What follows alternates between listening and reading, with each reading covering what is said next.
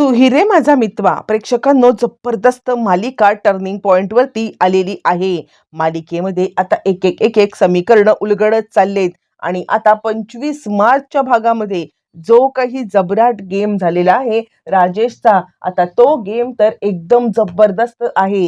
राजेश आता आपल्या जाळ्यात अडकलाय, कारण अर्णव आणि ईश्वरी यांनी आता 48 तासामध्ये डोळे उघडण्यासाठी अंजलीचे जो काही ट्रॅप रचला होता त्या ट्रॅप मध्ये तो आता टोटली अडकलेला आहे। तो कसा अडकलाय, काय अडकलाय नक्की, अर्णव आणि ईश्वरी यांनी आता काय डाव रचला होता, या अनेक प्रश्नांची उत्तरं आपल्याला पाहायला मिळणार आहेत। नक्की काय घडले इकडे अर्णवने खूप मोठा प्लॅनिंग रचलेलं आहे। अर्णवने इतकं मोठं प्लॅनिंग रचलंय की याच्यामध्ये आता मात्र राजेश अडकलाय। राजेशला दादाचा एकसारखा फोन येतोय आणि दीडशाण्या, लवकरात लवकर जर का आता मला माझे पैसे उरलेले मिळाले नाही ना, तर मात्र तुला तुला त्या घरात येऊन आता नाही मारलं ना तर नाव सांग माझं, असं म्हणत आता त्यांनी चांगलाच फटकारलेलं असतं। आणि त्यामुळे आता थोडासा टेन्शन मध्ये असलेला राजेश पैसे कुठून आणू, काय करू या जरा गडबडीमध्ये आहे। आणि त्याच वेळेला मग आता इकडे अर्णव त्याला विचारतोय, काय रे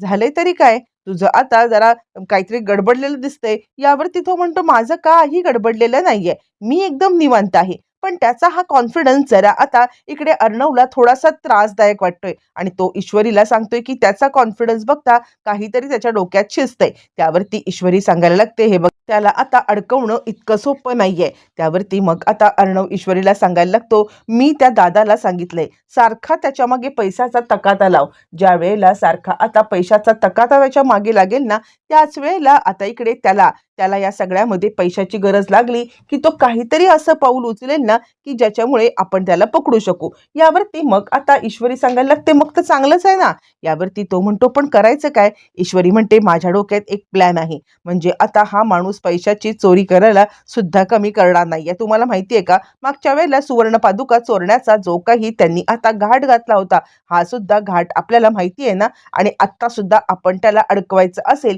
तर मात्र हाच प्लॅनिंग आपल्याला करायला पाहिजे। यावरती अर्णव म्हणतो, म्हणजे काय? अर्णवला या सगळ्यामध्ये काहीच कळायला मार्ग नाहीये की नक्की आता ईश्वरीच्या डोक्यामध्ये चाललंय तरी काय। आणि त्याच वेळेला ती आता सांगायला लागते, सर आपण आता घरामध्येच अशी अफवा पसरवायची आहे की आपल्याकडे खूप सारे पैसे आपण लॉकर मधून आणून ठेवलेले आहेत आणि लॉकर मधून पैसे आणून ठेवलेत आणि त्यानंतर मग आता ते एका ह्याच्यात लपवून ठेवायचे, जेणेकरून तो आता ते पैसे चोरणार म्हणजे चोरणार। आणि त्यावरती अर्णव म्हणतोय, म्हणजे तुला खात्री आहे का? यावरती ती म्हणते, हो। आणि त्याच वेळेला अंजलीताईंचे डोळे उघडायचे, आत्ता आपल्याकडे फार वेळ नाहीये, कारण जर का आत्ता आपण गप्प बसलो ना तर मात्र तो आता अंजलीताईंना मूर्ख बनवतोय आणि त्या मूर्ख बनतच चाललेले आहेत। मग ह्या दोघांचं प्लॅनिंग ठरतं आणि या प्लॅनिंगसाठी पूरक एक प्लॅनिंग आता मात्र नियती घडवून आणते। इकडे आता सतत कंटिन्युअसली फोन येत आहेत, ते म्हणजे राजेशला, की पैसे दे पैसे दे, आणि त्याच्याकडे पैसे खर्चाला पण नाहीयेत। आणि त्यावरती तो विचार करतो की रियाचे हे जे काही दागिने आहेत ना, हे दागिने मी विकतो आणि त्यानंतर थोडेफार पैसे येतील, ते वापरायला होतील। पण त्याच वेळेला तो जेव्हा दागिने विकण्यासाठी चाललाय तेव्हा तिकडे अंजली आल्यावर त्याच्या हातातून ते दागिने हिसकावून घेतलेले आहेत। ज्या वेळेला हातातून ते दागिने हिसकावून घेतलेत आणि त्याच वेळेला ते दागिने हिसकावल्यावरती ती आता म्हणजे ती आता म्हणायला लागते, हे कसले दागिने आहेत, म्हणजे हे दागिने कुठचे कसले? आणि त्याच वेळेला ती म्हणते, अच्छा म्हणजे आता तुम्ही माझ्यासाठी दागिने आणलेत का हे, असं म्हटल्यावरती ती सांगते, किती माझा विचार करता आणि मला सरप्राईज द्यायचं होतं तुम्हाला आणि मी तुमचं सगळं सरप्राईज स्पॉइल करून टाकलं, माफ करा हा मला, असं म्हणत ती आता त्याच्या हातातून ते दागिने काढून घेतं। झालं म्हणजे आता थोडं नव्हतं, थोडं होतं नव्हतं हातामध्ये की ज्याच्या जोरावरती त्याला आता काही दिवस काढता येतील किंवा त्या दाव्याला थोडेफार पैसे देऊन आता गप्प करता येईल, ते सुद्धा ह्याच्या हातातून निघून गेले। डायमंडच्या रिंग विकून थोडेफार तरी चांगले पैसे आले असते, पण आता ते सगळं सगळं अंजलीने काढून घेतल्यामुळे आता हा पूर्णपणे गडबडलाय। आणि त्यानंतर अंजली सांगत आहे, माझ्यासाठी आणलेत हे ना? त्यावरती तो म्हणतो, हो हो तुझ्याचसाठी। आता खरं तर ज्या वेळेला ते सगळे दागिने अंजलीकडे आले तेव्हा आता याच्या हातामध्ये ठणठण गोपाळ झालाय आणि हा पूर्णपणे या सगळ्यामध्ये गडबडलाय। आता ही संधी अर्णव आणि ईश्वरी साधणार आणि खऱ्या अर्थाने या माणसाला पकडणार। इकडे अर्णव आणि ईश्वरी हे दोघं जण घरामध्ये बोंब उठवतायत की आपण हे सारे खूप सारे पैसे आणलेले आहेत आणि हे खूप सारे पैसे एका प्रोजेक्टसाठी वापरायचे आहेत आणि थोडेफार दागिने सुद्धा आहेत, जेणेकरून आपल्याला हे दागिने मुळातच आता मात्र पाडव्याच्या दिवशी सुद्धा घालायचे आहेत आणि त्यासाठी घरातल्या सगळ्या बायकांचे दागिने पण आणलेत आणि घरातले सगळे पैसे सुद्धा आणलेत एका डीलसाठी आणि ते पैसे आपण आता इथे ठेवूया, जेणेकरून ते पैसे आपण इकडे ठेवले ना की आता म्हणजे ज्या वेळेला लागतील तेव्हा घेऊया. लगेचच हा सगळा राजेश पाहतोय आणि राजेशला ही आयती संधी आता आपल्या हातात चालून आले असं वाटायला लागतंय आणि त्या संधीचं सोनं करण्यासाठी राजेश आता तडक ती एक बॅग चोरायची असं ठरवतो. आता मुळातच प्लॅनिंगच ह्या दोघांचं असं आहे की काहीही झालं तरी बॅग चोरायला हा आता मूर्ख राजेश येणार म्हणजे येणार आणि हा मूर्ख राजेश ज्या वेळेला बॅग चोरायला येणार आणि त्याच वेळेला त्या राजेशला आता मात्र आपण अशा पद्धतीने पकडायचं. राजेश आता पाहतोय की कुठे बॅग ठेवले, काय बॅग ठेवले, कशा पद्धतीने आता आपण ही बॅग हे करू शकतो, हे सगळं सगळं तो पाहून ठेवतो. सगळे रेकी करून ठेवतो आणि त्यानंतर मग आता ती बॅग चोरायचं प्लॅनिंग करतो. मग आता अर्णव, ईश्वरी आणि सगळेच जण गुपचूप बसून आता हे सगळं पाहत आहेत. ज्या वेळेला आता इकडे आजीला सुद्धा ह्या प्लॅनमध्ये सामील करून घेतलेला आहे. आजीला सामील करत अर्णव सांगतो, हे बघ आता हा माणूस इकडे येईल आणि त्यावेळेला आपण त्याला पकडायचं नाहीये, तर त्याला पकडण्यासाठी आपण अंजलीताईला सांगायचं आहे. कारण काहीही झालं ना तरी अंजलीताईचे डोळे उघडणं महत्वाचं आहे. आजी मला बाकी कोणत्या गोष्टीचं काही पडलेलं नाहीये, पण आता अंजलीताईला जो काही त्रास होतोय ना त्या त्रासामुळे मला आता हे बघवत नाही. यावरती आजी म्हणते, अरे पण तो दागिने चोरेल. यावरती मग आता लगेचच अंजली म्हणजे इकडे आता अर्णव आणि ईश्वरी आजीला सांगायला लागतात, तुला माहिती आहे का, एक दादा आहे, तो दादा आता इकडे त्याला शोधत आला होता आणि तो दादा सांगत होता की याचं नाव आहे ते म्हणजे राकेश नाईक, माहिती आहे तुला. आणि तो आता ईश्वरीच्या घराच्या बाजूला राकेश नाईक म्हणूनच राहत होता. तुला आता माहित नसेल पण हा माणूस फ्रॉड आहे, फ्रॉड. आणि अनेक नावं बदलून आता तो गोव्यामध्ये गेला होता ना तेव्हा तिकडे सर्वेश सर्वेश इनामदार म्हणून आता नाव बदलून तो राहत होता.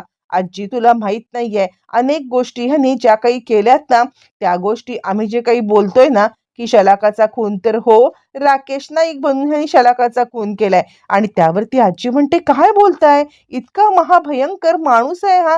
यावरती मग आता ऐश्वरी आणि अर्णव सगळं सांगायला लागतात आणि हो, खूपच महाभयंकर माणूस आहे हा माणूस. आता इकडे जर का एक्सपोज नाही झाला तर हाच आपल्या प्रॉपर्टीचे तुकडे करेल आणि हाच आपल्या प्रॉपर्टीला खूप आता हे करेल. आजी म्हणते, बाप रे, खूपच डेंजर माणूस आहे. आणि त्यानंतर आजी म्हणते, ठीक आहे, मी पण तुमच्या प्लॅनमध्ये सामील आहे. मी आता अंजलीला सांगते की परफेक्ट रीतीने ज्या वेळेला तो तिकडे येईल ना म्हणजे आता तो चोरी करण्यासाठी येईल त्याच वेळेला आता इकडे तो चोरी करण्यासाठी आला की ताबडतोब ताबडतोब आता इकडे आपण सांगायचं आहे, काहीही झालं तरी सुद्धा आता त्याला अटक म्हणजे त्याला आता अंजली बघेल असं म्हटल्यावरती मग आता आजी जाते अंजलीला आपण दागिने ठेवलेत ना तिकडे आता ये असं म्हणायला लागते.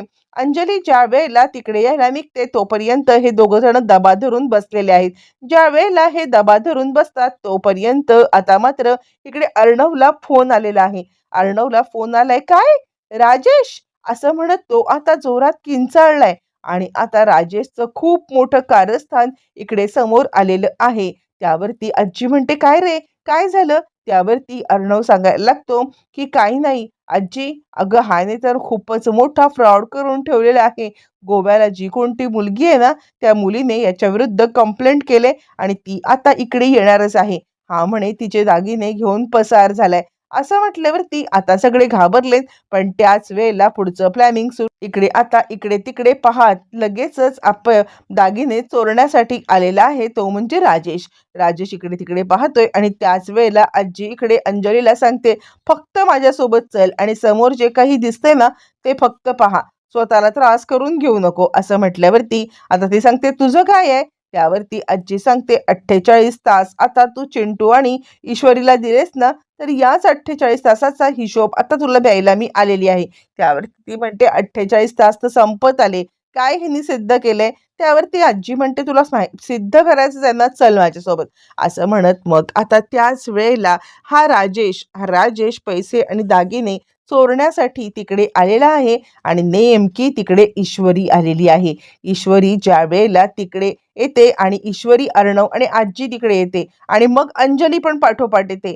ज्या वेळेला अंजली तिकडे येते आणि त्याच वेळेला अंजली हे सगळं पाहते आणि आता जोरात किंचाळते, राजेश काय चाललंय? राजेश आता सगळे दागिने आणि पैसे घेऊन पसार होण्याचं प्लॅनिंग करत असताना आतापर्यंत त्याच्यावरती विश्वास ठेवणाऱ्या मूर्ख अंजलीला समजलेलं आहे की राजेश पक्का फ्रॉड आहे आणि आता राजेश तरी पण तिला आता गोड गोड बोलून भुलवण्याचा प्रयत्न करत आहे. पण या वेळेला मात्र आता न भुलणारी अंजली चांगलीच पेटून उठलेली आहे. राजेश काय चाललंय तुझं हे? ठेवून दे बाजूला, असं म्हणत ती आता ओरडत आहे आणि त्यावरती तो गडबडलाय. आणि मग आता या सगळ्यांनी त्याचं कारस्थान तिच्या समोर आणलंय आणि त्याचमुळे राजेश एक्सपोज झालाय. अगं नाही ग, काही नाही ग. त्यावरती म्हणते, काही नाही कसं? दागिने घेऊन चालला कुठे होता? तितक्यात आजी तिकडे आले आणि बरं झालं तूच तुझ्या डोळ्यांनी पाहिलंच ते, असं म्हणत आता इकडे आजीने अंजलीच्या समोर खरी घटना आणले आणि राजेशचं खोटारडं रूप पण आणले.